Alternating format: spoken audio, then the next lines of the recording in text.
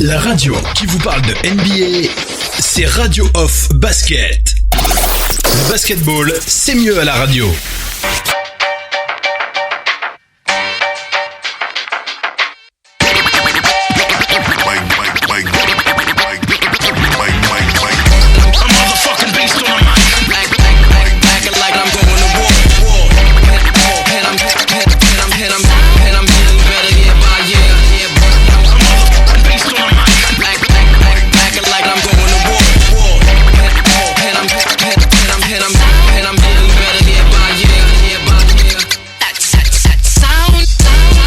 Allez les amis, on enchaîne avec la seconde partie de ce talk show. Nous sommes dans FMNBA spécial pré-saison et on fait le point sur la première apparition de ce duo. Le duo le plus attendu de cette saison, c'est du côté des Lakers de Los Angeles avec LeBron James et Anthony Davis qui nous ont servi un spectacle très intéressant face aux Warriors de Golden State. Alors on va pas refaire le match, on va pas refaire le match. Vous connaissez le résultat de ce match de pré-saison, première sortie officielle des Lakers de Los Angeles. C'était donc face aux Warriors. Je rappelle simplement rapidement le score. J'avais le score sur mes notes là, je n'ai pas reçu le score des Lakers face aux Warriors de Golden State. Alors je sais pas, c'est bizarre, je retrouve pas ce score, excusez-moi. Voilà, je l'ai trouvé. Lakers face aux Warriors, 123-101. MVP de ce match, Anthony Davis, 22 points, 10 rebonds, 2 passes. Stephen Curry, 18 points par rebond, 2 passes décisives. Sur ce match de pré-saison, on le sait, c'était pas un match d'engagement, mais c'était un match où on avait la possibilité de voir un petit peu comment vont se comporter ces deux équipes tout au long de la saison. En tout cas, avoir une petite indication sur ce que ça va donner.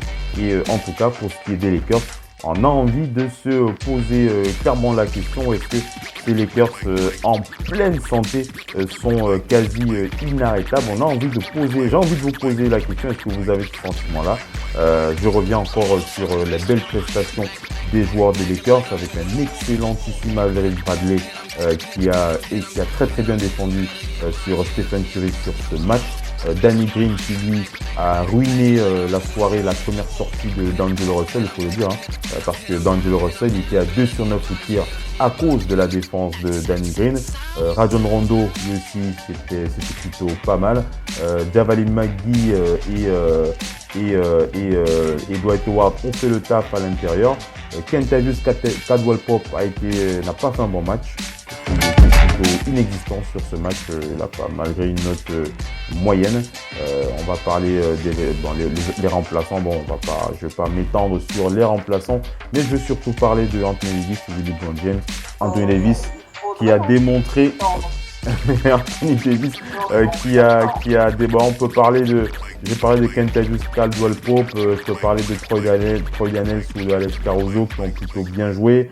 Troy Daniels était à 14 points avec plus 18 en plus-minus, Caruso 10 points, 6 passes, 2 interceptions, plus 17. Ils ont bien joué les remplaçants des Lakers, ils étaient là. Mais surtout, c'est la performance de Davis que je voulais pointer du doigt, 22 points en 18 minutes sur ce match. LeBron James, deuxième meilleur joueur de ce match des Lakers, avec 15 points, 8 passes pour le King sur ce match. On a vraiment eu l'impression, pour ceux qui observaient un petit peu, en tout cas moi j'ai observé LeBron James, j'ai vraiment ressenti une énergie débordante de la part du King. Ça faisait un moment que j'avais pas senti autant d'enthousiasme dans le jeu de la part de LeBron James. Je me souviens encore de l'année dernière où il baissait quasiment la tête. Je crois que la présence d'Anthony Davis lui a rajouté une certaine cure de jouvence pour le King, et je me pose la question, avec une santé à 100%, on suit de près comment travaille le staff médical des Lakers. Le staff médical des Lakers qui a une mission claire, garder leur star en bonne santé, au moins tout au long de cette saison. Je vous pose la question, votre premier ressenti, est-ce que vous pensez que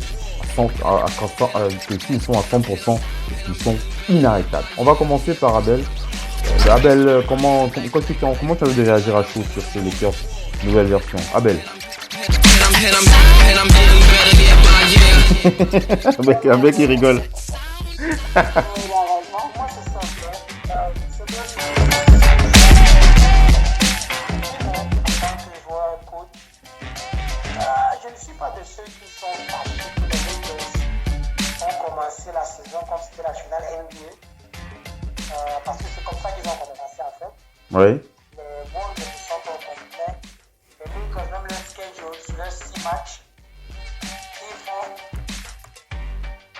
ils vont jouer contre les Warriors 4 fois sur 6 matchs.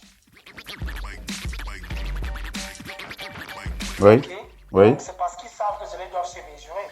Surtout, je pense que c'est un super duo. Ils seront très efficaces dans leur pick and roll. Mais j'insiste, ils n'ont pas assez de secteur. Ils vont rely sur Kyle Kuzma. Danny Green n'a même pas chuté très rapide. Ils ne font pas autant peur. Et Oui. ils vont défendre comment exactement parce qu'ils ne sont pas vraiment spéciaux dans la défense. Pour moi, les Lakers, c'est bien beau. Ils seront. Quand tu parles de défense, tu pointes les arrières, quoi, c'est ça? Tu pointes les arrières parce qu'à l'intérieur, ils ont quand même des clients. Ils ont qui? À l'intérieur, ils ont Anthony Davis, Javale McGee et Dwight Howard. On ne joue pas au basket à l'intérieur en 2019, ça c'est le basket de 1984. C'est ce que je dis. Et à l'extérieur, ils ont Rajon Rondo et Avery Bradley et Danny Green. Rajon Rondo ne shoot pas, Green ne shoot plus, il n'y a que Kuzma. LeBron James ne shoot pas. Il fait un tir de temps à autre quand on le regarde jouer. Parce qu'on sait qu'il ne sait pas shooter. Ils ne sont pas plus efficaces que les Clippers. Écoutez, les Clippers sont plus solides qu'eux. Il suffit juste que les Clippers avaient déjà tout ce qu'ils avaient sur place. Ils ont 2 super joueurs. C'est la meilleure équipe défensive de la NBA. Et offensivement, ils n'ont rien à revoir sur quelqu'un d'autre. Comme je dis, les Lakers seront spectaculaires. C'est-à-dire quoi? La plupart de leurs paris seront beaux. Quand une division qui veut de l'espace, il va frapper un peu. C'est comme Zion va faire. Mais je dis bien, pour contendre, pour pousser en playoffs, tu as besoin de certains éléments. Oui. Et le problème qu'il y a au Lakers, c'est que LeBron James veut défier à Anthony Davis pour lui faire plaisir d'être venu dans son équipe. 1. 2. LeBron James n'est plus le même gars, donc il veut passer un genre de pression. Le problème, c'est que une équipe NBA, même les Lakers de Shaquille O'Neal, ne gagnent pas le titre par le pivot. On gagne le titre par l'ennemi. Kobe Bryant tournait à 24-25 points avec Shaq. Les gens peuvent bavarder comme ils veulent. Tous les 4e quarts, c'est Kobe qui avait le ballon. Parce qu'on ne peut pas donner le ballon au pivot. C'est la fin du match. Tony Parker marquait, il jouait avec Tim Duncan. C'est comme ça que même Kawhi peut être MVP. Parce qu'à la fin du match, le pivot ne peut pas jouer le ballon. Donc, le machine Anthony Davis là, quand le match est en train de vouloir se close, ce ne sera pas lui qui va jouer. Il faut un ailier pour jouer. Et à présent, l'ailier le plus legit des Lakers, c'est Kuzma. Parce que LeBron va jouer meneur. Ce ne sera pas Rondo. Ils sont restés avec Kuzma. Ce sera le seul gars. Il faut voir comment il va jouer. Pour moi, les Lakers, c'est beau, mais comme je dis, les Lakers, c'est comme les Rockets. La seule différence, c'est que les Rockets ont 2 gars qui aiment trop le ballon. Les Lakers, ils ont juste 2 gars qui sont 2 costauds. Donc, LeBron, Anthony Davis. En tout cas, ouais. Sur le même espace. Oui. Donc ça devient difficile selon moi. Ça devient difficile selon moi quand on arrive aux playoffs. Ça devient compliqué parce qu'il faut ouvrir le jeu aux playoffs avec des tirs. Donc, s'il faut peut-être des trades en mid-season où Danny Green reprend sa forme des Spurs, je ne sais pas. Il compte sur qui? Ron ne tire pas. Il compte sur qui? Caruso. Caruso, oui. Caruso et Danny Green. Mais pour moi, ça ne me fait pas peur. Ce sera spectaculaire tout ce que c'est. Mais c'est comme les Pelicans. Zion va congeler à dunker comme il doit. Et puis quoi? En tout cas, c'est pas mal. Le Doc NP, comment est-ce que tu réagis à ce que tu as entendu de la part d'Abel pour les Lakers de Los Angeles? Est-ce que tu es sur la même veine? Les Lakers ne sont pas plus impressionnants que cela pour toi, Tu te dis, bon, c'est bien beau tout ça.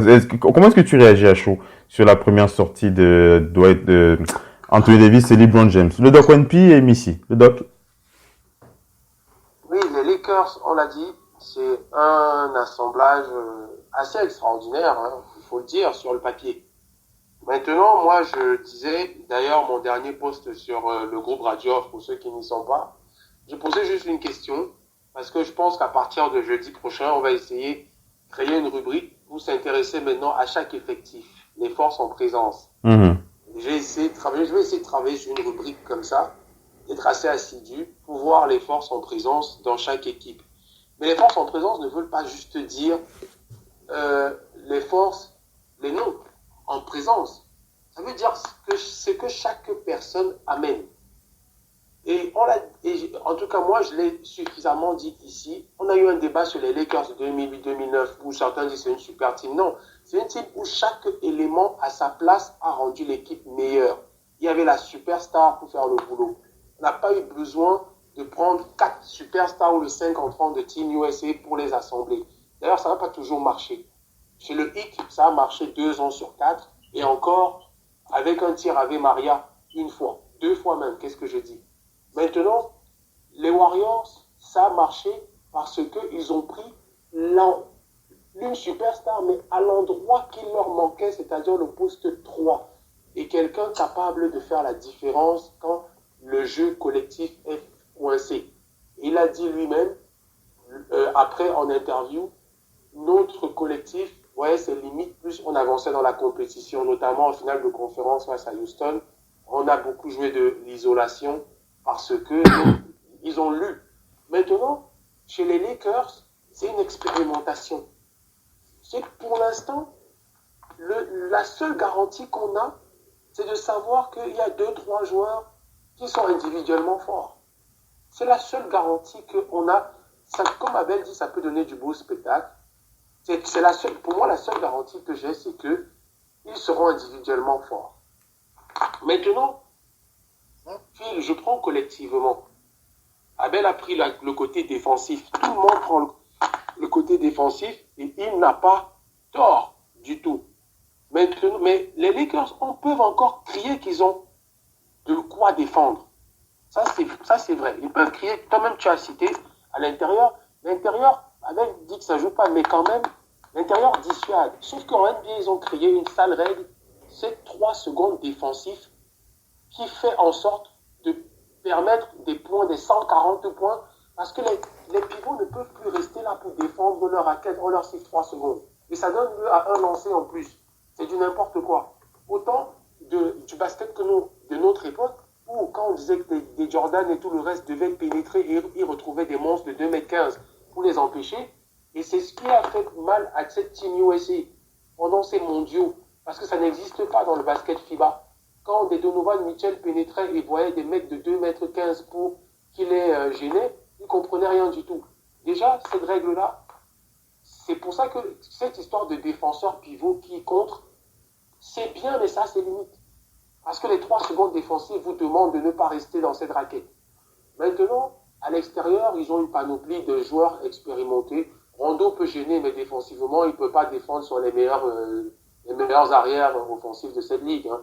Il peut gêner un peu avec son expérience. Avery Bradley s'est spécialisé. Il était un spécialiste de la défense. Mais depuis qu'il a quitté les Pistons et après les Clippers, il est devenu quand même un two-way player, mais la défense, c'est plus trop son truc. Moi, il m'inquiète plus parce qu'il peut apporter offensivement. Moi, les adversaires, je me dirais, Avery Bradley s'est découvert une capacité de mettre plus de 17-18 points de moyenne par match. À Memphis, il le faisait bien avant qu'il ne parte. Qui doit venir par rapport au... Je vais finir par là, par rapport à la concurrence. Vas-y. J'ai demandé, moi, qu'est-ce que les Rockets, par exemple, ont envié aux Lakers. Qu'est-ce que les Lakers ont de plus que les Houston Rockets? J'entends beaucoup de choses. On me cite LeBron James, un banc et tout le reste. A priori, les gens n'ont pas vu le banc des autres. A priori, les gens n'ont pas vu le banc des Clippers, ni des Rockets qui, pour moi, Abel l'a dit, ils ont fait la stabilité. Ils ont remplacé un mec qui était qui était bon, un très bon playmaker, mais qui n'arrivait pas à s'exprimer dans cette équipe et qui est vieillissant. Par un qui a 2 fois ses stats et son seul défaut, c'est sa mauvaise gestion de certains temps forts. C'est son seul défaut. À part ça, il n'a rien envié à CP3. Donc, ils ont gardé l'ossature, leur ossature intérieure et extérieure. J'ai demandé, moi, je me suis posé la question, ces 2 dernières années, si on retient les Golden State Warriors, Harden a combien de bagues ces 3 dernières années? Quelle est la seule équipe qui regardait les Warriors? Les yeux dans les yeux. Quelle est la seule équipe, chaque fois qu'une série Houston Golden State commençait, c'était la finale NBA. Le gagnant était sûr d'être champion. Et moi, je ne parle pas de nom. Je n'ai cité aucun nom. Parce qu'on va même sortir de gros noms. PJ Tucker ne gérait pas vos noms. Il joue son expérience et son basket. Eric Gordon ne gère pas vos noms. Il est plus efficace que 90% du roster des Lakers. C'est pour ça que les Rockets lui ont donné un gros salaire pour le garder là. Sinon, il ne le garderait pas. Ce n'est pas un gros nom. Mais celui qui regarde le basket terre à terre, c'est que Eric Gordon, c'est une utilité hors pair. Celui qui regarde le basket, c'est que quand tu ramènes Tyson Chandler, tu gardes Néné et que tu as toujours Capella, tu as renforcé. Quand tu ramènes Ben McLemore et que tu gardes Gerald Green, tu as gardé la stabilité et tu as renforcé. Donc, voilà un roster que j'ai pris par hasard, Houston. J'ai pris par Houston qui, pour moi, déjà, peut arrêter les Lakers, en tout cas, théoriquement. Parce que tout ça, c'est une question d'alchimie et d'état d'esprit. Mais là, je ne te parle même pas d'assemblage. Ils ont fait leurs preuves. C'est une équipe qui a fait ses preuves. Tu retiens les Warriors, ça se dit Harden marche avec 3 bagues. Maintenant. Et personne ne lui parle fort. Si Kevin Durant se blesse au début de la série face à Houston, pas au 5e, 6e match, qui me dit que les Warriors passent? Pour moi, je mets mon bien qui ne passe pas. Moi, je mets mon bien qui ne passe pas, par exemple. Et c'est cette stabilité qui va accueillir des équipes qui sont en construction. Les autres sont des assemblages qui vont avoir... Je croise les doigts pour leurs supporters que ça marche. Maintenant, je prends leur concurrent direct chez les Clippers.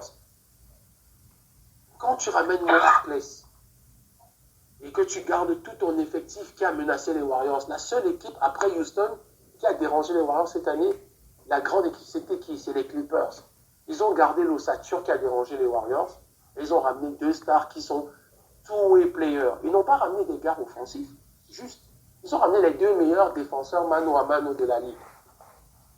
Malheureusement pour les autres, en gardant leur pitbull qui était déjà là depuis, parce que leur pitbull c'est Patrick Beverley, et ce fameux Zubac que les Lakers vont regretter à vie, qui a été échangé, on ne sait pas pourquoi. Donc, quelque part, je trouve que les Lakers ont de l'effectif, mais quand on parle du terre à terre, il y a de quoi en face concurrencer. Et je ne veux même pas aller loin, parce que Phil, ce Portland qui a joué les finales de conférence, peut-être qu'ils ont échappé à Houston, mais ils y sont allés, ils ont pris un sweep. Nurkic reviendra tôt ou tard. Hassan Whiteside, Paul Gasol, ils ont renforcé dedans pour regarder les Lakers face à face. Donc la raquette des Lakers, c'est que Anthony Davis qui est le joueur offensif qui fait la différence. Mais pour moi, le reste là, c'est la hype de Los Angeles qui nous fait trop parler de cette équipe. Ils ont encore à prouver que cette expérimentation va marcher sur le terrain face aux autres qui ne font pas de bruit, mais qui sont là. Ils font pas de bruit, qui sont là. Donc, cette conférence Ouest, moi, je l'attends. Parce que, comme tu as dit, Utah, ça va être de la pâte encore cette année. Bien ça. Même il y a tellement d'équipes qu'il n'y a aucune garantie. Nous, on surfe sur la hype qui a toujours frappé cette ville de Los Angeles. Comme c'est l'équipe en plus du joueur de la décennie, meilleur joueur du monde depuis 10 ans, LeBron James, ça augmente encore. J'ai hâte de voir ça. On va faire réagir Missy du côté de l'agent parisien, mais avant ça, permettez-moi de diffuser une info. Hein, c'est un breaking hot news, hein, une vraie info tellement triste. Vous vous souvenez, je pense que vous savez, vous connaissez bien Mitch Richmond, ce Hall of Famer, hein, Mitch Richmond, qui a malheureusement perdu son fils de 20 ans. L'info qui vient de tomber, Mitch Richmond qui a émis une déclaration officielle. C'est du côté des Warriors que c'est sorti. Il a déclaré, Mitch Richmond, c'est avec une grande tristesse que nous vous informons du décès de mon fils Shane, qui est donc décédé hier dans la nuit. Nous sommes dévastés par cette nouvelle tragique et nous utilisons les forces de nos proches et notre famille et vos prières, les prières de nos proches pour traverser cette difficulté terrible. Voilà, Shane qui avait 20 ans. Voilà, cette triste nouvelle qui est tombée. Grosse pensée pour Mitch Richmond, hein, vous vous souvenez bien de ce joueur qui a réalisé les grandes années, les grandes heures de gloire des Warriors avec le Run DMC, avec Chris Mullin et Anthony Hardaway, pour ceux qui s'en souviennent. Pour les plus jeunes, vous pouvez taper sur YouTube, vous trouverez plein de vidéos sur le Run DMC, le Big Three avant le Big Three, champion des Warriors de Golden State. Une grosse pensée pour Mitch Richmond ce soir. Big up à lui et à sa famille. Missy, vas-y, comment tu réagis? Ce qu'on peut dire par rapport aux Lakers.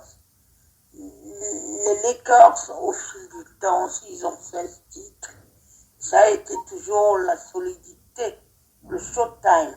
C'est un endroit où on a fait le spectacle, mais c'est un endroit où on ne faisait pas le spectacle avec n'importe qui. Il y a les noms à citer. Il y a les James Worthy, les Jabbar, Karim Abdul-Jabbar, les Magic Johnson et tous ces joueurs qui se sont succédés aux Lakers. Parce que les Lakers, qu'est-ce qu'ils avaient de plus que les autres? Pourquoi ils rivalisaient si bien avec les Celtics? Parce que ce qu'il faut bien dire, c'est le fond de jeu. Est-ce que cette équipe-là des Lakers qu'on voit va avoir le fond de jeu? Est-ce qu'ils vont avoir le fond de jeu?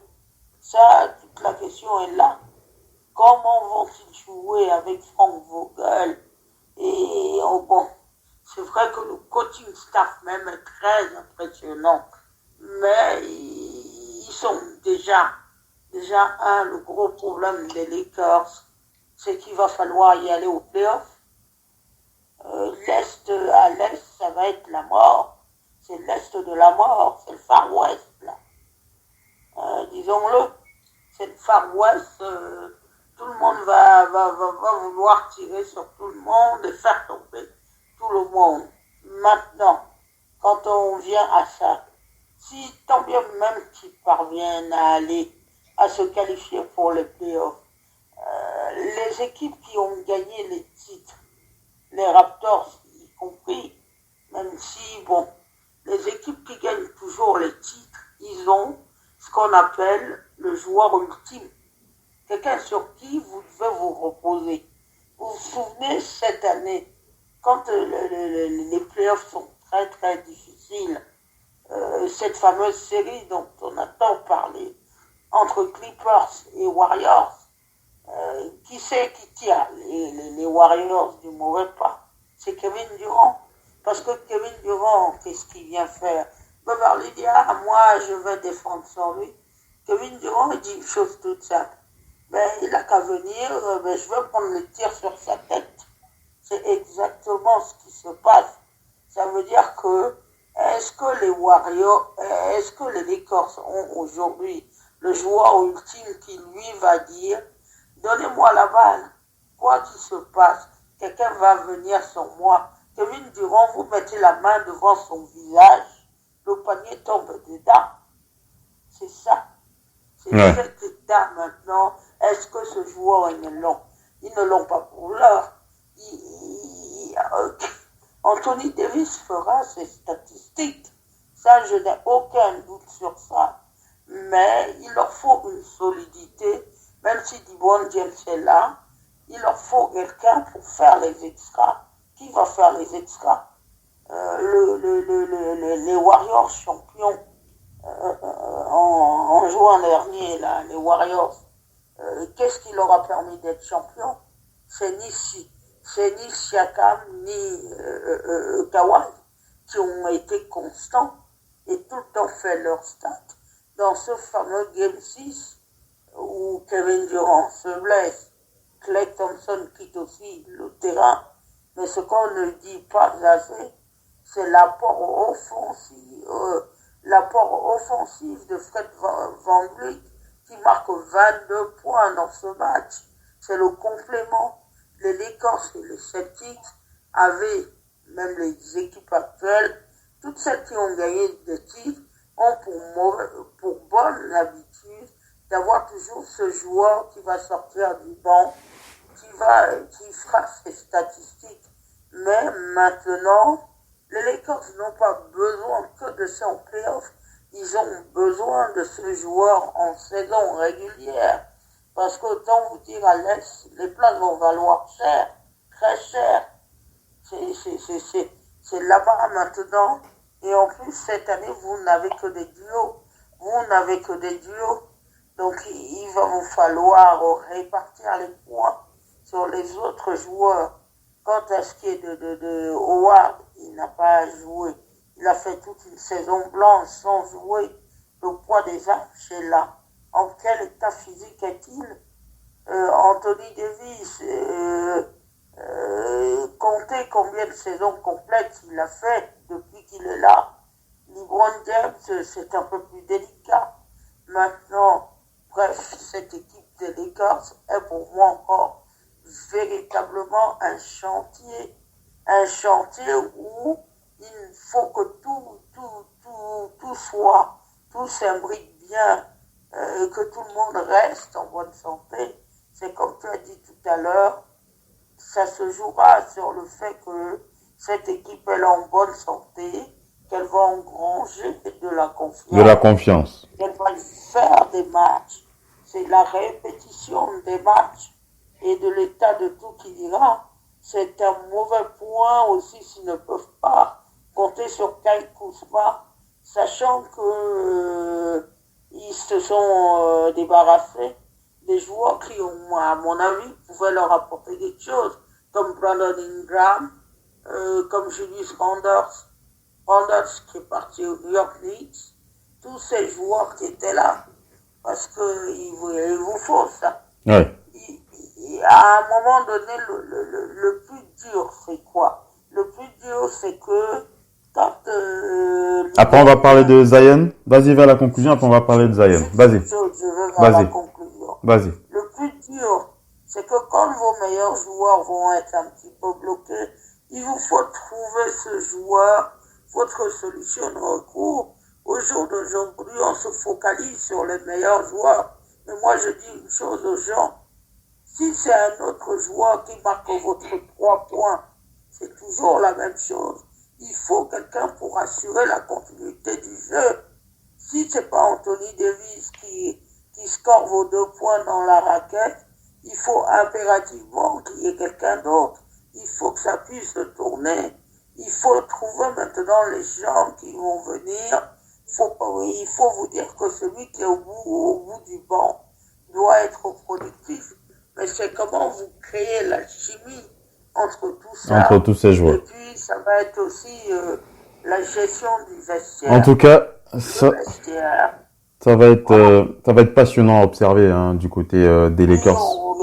On va regarder ça très bien et on va croiser les doigts pour qu'il y ait pas de blessés. En tout cas, on a vraiment envie de voir toutes ces équipes en bonne santé toute cette saison. Surtout Anthony Davis, Anthony Davis qui est quand même bien connu pour être un habitué des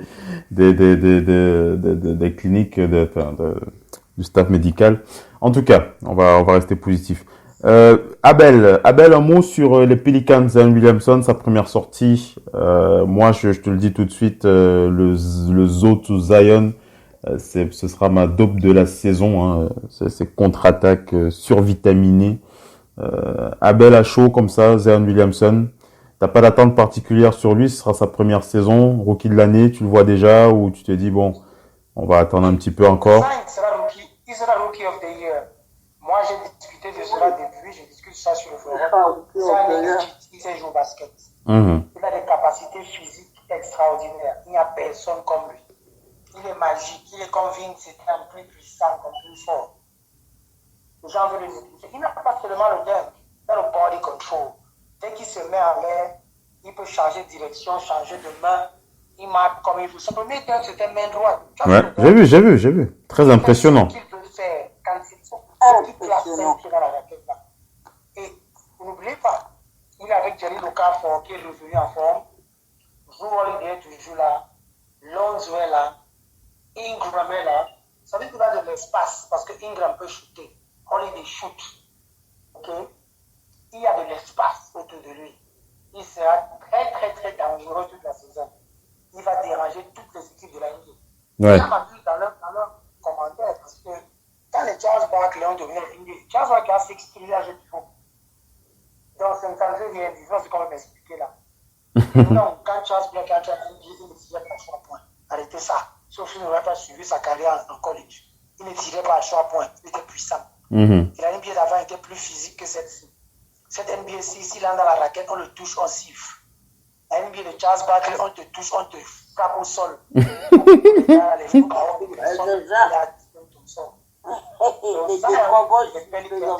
Très bien joué. Ils ne sont pas des title contenders. Ce sont si quelqu'un veut se entertain, qu'il ne rate pas les matchs des Pelicans, il y aura quelque chose à voir. Entre un Lonzo Ball qui va faire une passe décisive incroyable, parce que Lonzo va jouer. Tu as vu le programme leur Bien sûr. show. Bien sûr. Oui, c'est un show, mais sa réaction vis-à-vis à son papa était réelle. Sa réaction, il ne veut plus que le contrôle trop, était réelle. Sa réaction, il a dit qu'il ne portait plus le tennis là, était réelle. Ce qui fait que Lonzo va beaucoup plus jouer comme à UCLA, il va beaucoup plus jouer son jeu. Même quand je regarde le precision game, il sera plus à l'aise. Moi, je pense qu'il va bien jouer. Ils ont Josh Hart, je pense. Hart est là, non? Oui, il me semble, oui. Ils ont de très bons joueurs. C'est une très bonne équipe. Avec un Drew Holiday en pleine maturité aussi. Avec un Drew Holiday en pleine maturité. Un Drew Holiday en pleine maturité. Je pense que c'est un seul qui drague. Je ne vois pas quelqu'un d'autre. J'ai vu le petit là, comment il s'appelle? R.J. Barrett. L'homme de New York. R.J. Barrett. Lui, je l'ai vu jouer pas mal. J'ai vu Cam Reddish pas mal. Mais non. Aucun n'avait la puissance. Aucun n'avait la puissance de Zion.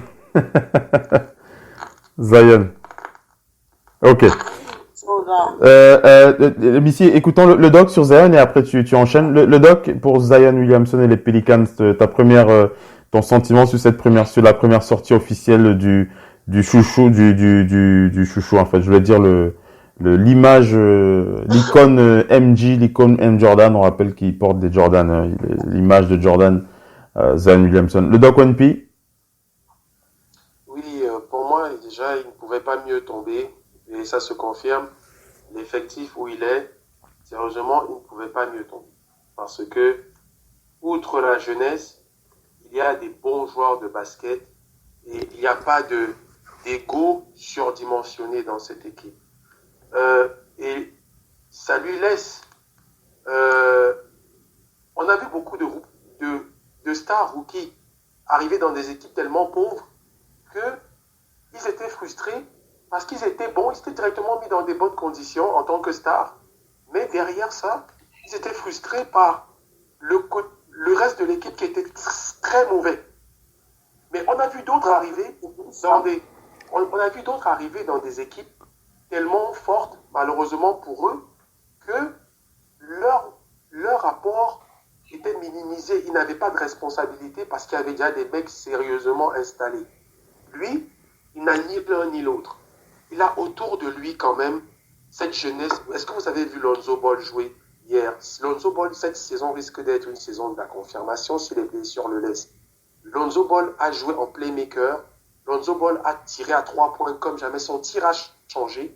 Son tir ne prend plus cette forme bizarroïde dont tout le monde se moquait. Il a mis 3 tirs à 3 points en 15 minutes. Il est en même temps, mais très très fiable. Il a un super pourcentage. Il a des accélérations qui sont assez claires. Derrière ça, peut-être celui qui va être le marqueur de cette équipe, c'est Brandon Ingram. Est-ce que c'est pas aussi la saison de Brandon Ingram? Je pense que oui aussi. Montré ce dont il était capable quand les Lakers sont coulés l'année dernière, c'est le seul qui a accompagné LeBron James au scoring. Hier, sont forcés, je pense qu'il met encore 21 points et tout. Mais on ne les voit même pas. À la fin, je vois avec eux, je dis, mais Brandon Ingram a mis ça quand? Et ils ont pris un JJ Redick qui sort du banc. Tout simplement parce que Jrue Holiday sera titulaire en poste 2. Parce qu'à la main, ce sera Lonzo Ball. Et je ne sais pas, cette équipe, moi, elle m'excite. Phil, cette équipe m'excite. Parce que dedans, je le disais tout à l'heure, Jahlil Okafor aura sa saison de titulaire. Mais à ses côtés, au cas où, il y a un 4 straight 5 qui était juste le maître de la défense de Utah avec Gobert, Derrick Favors. Derrick Favors, c'est de la défense solide. Et tu te rappelles la semaine dernière quand je vous parlais de Nicolo Melli, cet Italien, l'ancien du Fenerbahçe. Ouais. Hier, ceux qui ont vu, sans faire beaucoup de vagues, ces petits 11 points en 9 minutes, ou je sais pas. Pour moi, ils ont une équipe jeune et efficace. Josh Hart, l'ancien des Lakers. Étoile Moore reste, c'est les anciens. C'est les anciens, mais tous, quand je dis anciens, c'est anciens dans la ligue. Bien Parce sûr. qu'ils ont presque 4-5 ans, mais ils sont tous jeunes. Donc autour de Zion Williamson, ils ont que des joueurs jeunes qui veulent grandir. Plein de Moi, promesses. c'est la promesse. Et puis, moi, je dis aux gens de faire gaffe. Parce qu'on a vu ce genre d'équipe aller déranger les gens qui se battent pour la 8e, 9e et 7e place et grappiller des victoires qui font en sorte que des équipes comme les Spurs peuvent être en très grand danger. Ouais. Ce genre d'équipe. Mais si, Moi, les Spurs se battent pour les playoffs, mais ça va être très très chaud. Donc, Zion Williamson, très bien entouré. Voilà pourquoi il sera rookie de l'année. Parce que ces gens lui donnent des responsabilités, mais en même temps, ils l'accompagnent comme s'ils étaient des rookies comme lui, parce qu'ils apprennent encore. une rookie, je dis rookie, je pense au rookie de l'année. Missy, c'est pas un rookie, hein. Non, Attention. non. Zion Williamson. J'ai revu ce fameux dunk. 5 minutes. Et on va clôturer le show.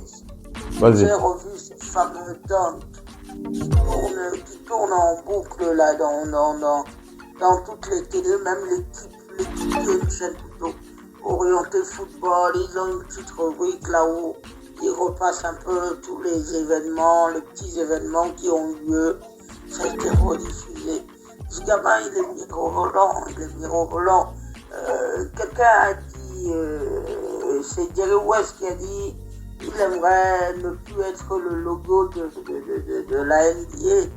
À l'avenir, ça pourrait être Zion Williamson. Ce gamin sera rookie. Il sera rookie of the year. Parce que déjà, rien qu'on l'a suivi cette année avec Duke, ce qu'on a observé dans son comportement, c'est quelqu'un qui est extrêmement concentré et puis il adore le jeu. C'est quelqu'un qui va durer longtemps parce que c'est une vraie science du jeu. Quand il se blesse, on se dit peut-être la Matt Marnez, tout est fini pour lui. Non, il revient et il remet les choses en place. C'est simplement le temps qu'on l'a vu faire hier, ne tentez pas du tout ça. C'est dans un hôpital. Ouais. On ne sait pas où ils sont. C'est là où c'est l'autre problème qu'on a vu. Ouais. En le voyant hier, on ne sait pas où ils sont ces limites. Quelqu'un qui n'a pas encore exprimé ses limites.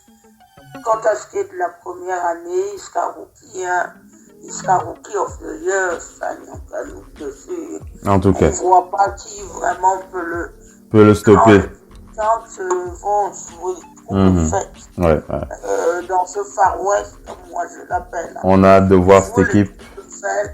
Ils vont être là sur bon nombre Les d'équipes. Pelicans. Maintenant, moi quand je regarde cette équipe de Zion, les Pelicans. je dis quelle place pour leur précédent Chosen One, DeAndre Ayton. Faut Mhm. voir comment ils vont l'utiliser, s'ils vont pas le trader ou... Tu parles de DeAndre Ayton des Suns, là. C'est les Suns, il est... Ah, Oui, excuse-moi. DeAndre, c'est les Suns, oui. Ouais, c'est les Suns, excuse-moi. Il n'y a pas de Mais souci. je dis, les Pélicans, ils ont vraiment maintenant... Mhm. vont avoir un joueur référence pour quelques saisons. Maintenant, j'espère qu'il ne sera pas top. Anthony Davis, au bout d'un moment, gagné par la frustration. Que le titre ne vient pas, peut-être. On aura l'occasion de le voir. On aura l'occasion de le voir, les Après, il amis. y a un autre débat lointain. On reviendra sûrement dessus. On est arrivé sur la fin de ce talk show, les amis. Une belle émission encore sur le Alors, parquet de la Radio Off. Vas-y, Missy, qu'est-ce que tu veux dire? Vas-y. Juste une dernière petite chose. Je voudrais vraiment saluer Elena Deldon. Les finales se poursuivent. Le match a lieu, je crois, aujourd'hui. C'est Connecticut Sun contre les Mystics. Les Mystics mènent 2 victoires à 1. Ils sont aux abords du titre. Elena Deldon est blessée au dos. Malgré tout, elle est quand même là. Elle fait des efforts. Et l'assistante coach de Washington Wizards, elle aussi elle joue, elle a été très bon dans ce fameux game 3, la meneur de jeu, et elle a aidé vraiment l'équipe à gagner. Et puis il y a Missima, la Belge, qui joue extrêmement bien aussi. Les finales sont extrêmement disputées. Et il y a un monde fou dans les salles, devant la télé. Donc cette année, vraiment, c'est des finales. C'est une saison qui passionne énormément. Voilà. Donc n'oubliez pas de suivre le dernier match des filles pour clore cette saison. Merci pour ce big up à WNBA Missy. On envoie un gros big up à Abel depuis le Kenya qui est avec nous ce soir. Abel, merci d'avoir coupé ton sommeil pour nous. Merci Abel, c'était sympa. Il est 2h30 chez moi et 2h37. Ah ça 2h37. Il est 2h, Chez nous, le 1h. minuit au Cameroun, 1h du côté de la France et 2h au Kenya. 2h37 au Kenya, le dit Abel. Merci Abel, tu vas pouvoir continuer, tu vas pouvoir reprendre ton sommeil et on se dit à la prochaine. Merci d'avoir été avec nous Abel, hein. C'est super. Ok, merci de m'avoir et bonne soirée à Missy, donc, pour un peu à tous nos fans et tous ceux qui nous suivent. Bonne soirée, merci. Bonne soirée. Bien sûr, je serai là la prochaine fois. Merci. Merci infiniment, ce sera un plaisir. Tu sais que j'aime chercher des sujets qui vont te faire réveiller. Ils vont t'empêcher de dormir. Ah oui, ça c'est le bon sujet. Merci Abel, merci. En tout cas, tu as tenu ta promesse. Merci Abel, merci Abel. C'était Abelson du côté du Kenya, scout pour les Raptors de Toronto, qui sera avec nous prochainement. Big up à lui. Ciao Abel du côté de Kenya, ciao. Missy, Ciao. Missy, merci d'avoir été avec nous. C'était un plaisir, une belle émission encore avec toi du côté de Paris. Merci et à la prochaine sur le parquet Missy. Hein. Oui, à la prochaine. Le Doc NP, merci d'avoir été connecté, c'était un plaisir. Le Doc NP, à la prochaine. À la prochaine, très bonne soirée à tout le monde. Ciao les amis. Ciao les amis, restez bien connectés sur le parquet de la Radio Off, la radio partenaire officiel NBA. C'était Oncle Phil Basket avec vous. Ciao, à la prochaine. Ciao, bye bye.